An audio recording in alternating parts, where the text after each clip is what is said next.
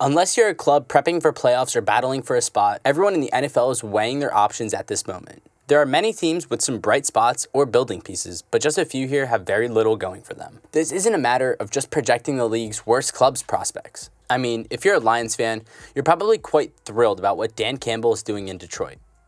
We're seeking business with profound systemic flaws that need to be fixed as a hopeless team. These are the franchises who might not be the worst right now, but unless something changes, they'll be destitute for years and years to come.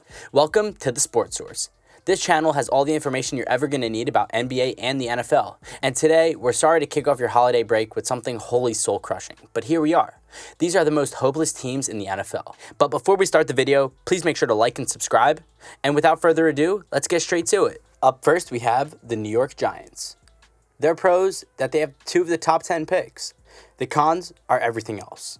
The Giants are in shambles, and it's been festering for a long time. There was a fundamental flaw in handing over the keys to Dave Gettleman as a general manager to right this ship, and it's turned out to be a disaster. Gettleman has been said to be retiring gracefully after this season, which is a tremendous boon for the Giants, who sorely need someone to design this squad as if it was about to be 2022, not 1972, as Gettleman values football. The trouble is that he set fire to everything on his way out the door. The Giants have a ridiculous amount of money committed to several average players, with one of the NFL's most inflated compensation figures. As of now, the team has only $4 million in cap space for 2022, which is less than the Rams, and they don't have a notable quarterback. Daniel Jones is most likely out the door. Joe Judge, who has also been bad, should not be far behind. Fortunately, the Giants have 2 first-round picks, but this isn't enough to compensate for the team's numerous issues. Up next, we have the Carolina Panthers. Their pros are that they have a potentially solid GM and an owner willing to spend anything. Their cons are that they have a terrible coach, no future QB, and limited cap space. The Panthers are in a shamble for a variety of reasons, but most immediate problem is that the head coach, Matt Rhule, was given way too much power and has totally squandered it. The ability of Rhule to turn around faltering clubs was his main selling point. He did it at the collegiate level with Temple and Baylor before being slammed by Carolina in the NFL. This is a franchise that signed Teddy Bridgewater to a large contract at his request and then traded for Sam Darnold, both of whom have been a disaster. The worst aspect is that Rhule has developed a habit of blaming others for the team's troubles.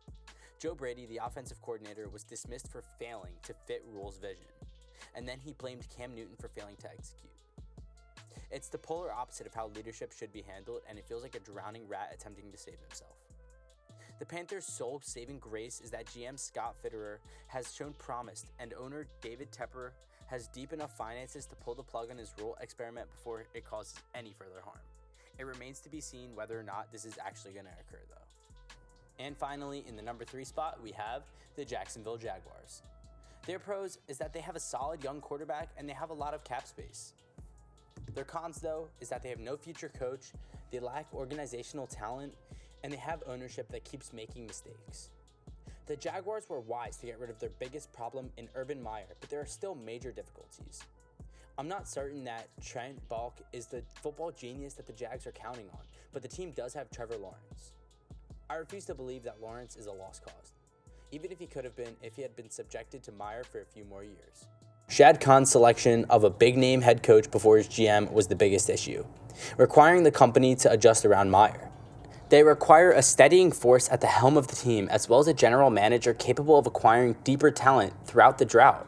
Still, I believe there is something to build around, especially with over $72 million in cap space available for the upcoming season. That's all for today, guys. Thank you guys for watching. I hope all the shared information is going to be helpful to you, and if you have any questions or doubts, please leave it in the comment section, and I'm going to try my best to sort out your confusion. Until then, stay tuned and keep supporting, and don't forget to subscribe to my channel for more informative content.